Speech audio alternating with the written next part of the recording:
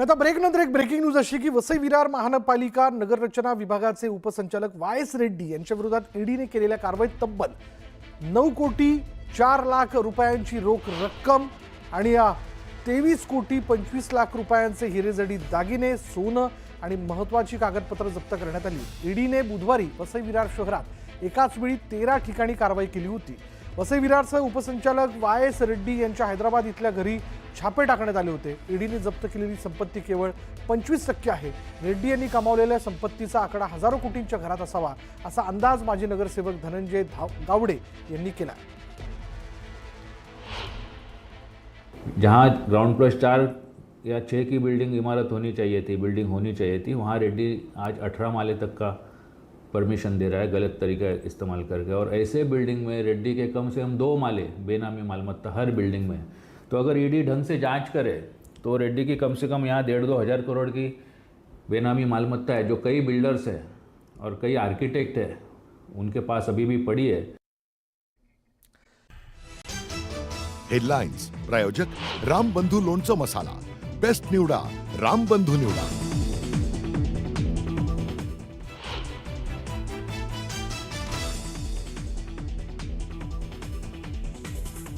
Operation सिंदूरमध्ये हवाई संरक्षण दलाची मोठी कामगिरी। पाकिस्तानचे 600हून अधिक ड्रोन पाडले। भारताच्या 1000हून अधिक तोफा, 750 शॉर्ट रेंज मिसाईलचा दणका।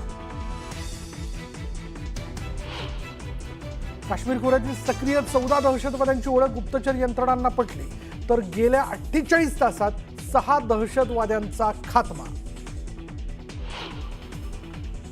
ऑपरेशन सिंदूर केवळ ट्रेलर, योग्य वेळी आल्यावर संपूर्ण सिनेमा दाखवणार। भुज एअरबेसवर राजनाथ सिंग यांच्याकडून पाकिस्तानला पुन्हा इशारा।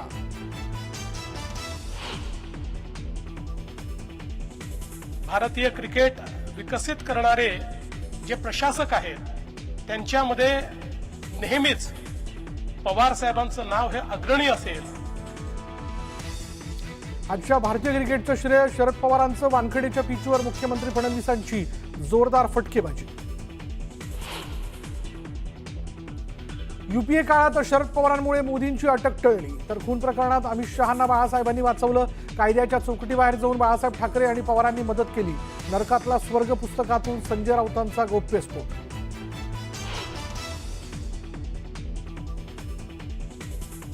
कथा कादंबऱ्या बाल वाङ्मय वाचणं कधीच सोडलंय। राऊतांच्या पुस्तकावरून मुख्यमंत्र्यांचा टोला, तर पुस्तकाचं नाव नरकातला राऊत असं ठेवायला हवं होतं। बावनकुळेंनी घेतला समाचार।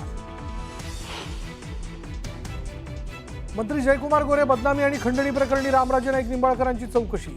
वडूज पोलिसांनी घरी जाऊन तब्बल 3.5 तास चौकशी केल्याची माहिती। राज्यातील अनेक बड्या पोलीस अधिकाऱ्यांच्या बदल्या आणि काहींना बढती। गृह खात्यानं काढलं नोटिफिकेशन, तर मुंबई पोलीस दलात 6वं पोलीस सह आयुक्त पदही निर्माण। आणि छत्रपती संभाजीनगरमध्ये पाहण्यासाठी ठाकरेंच्या शिवसेनेचा हंडा मोर्चा। हंडा डोक्यावर घेऊन महिलांचा आंदोलनात सहभाग। सरकारच्या विरोधात जोरदार घोषणाबाजी।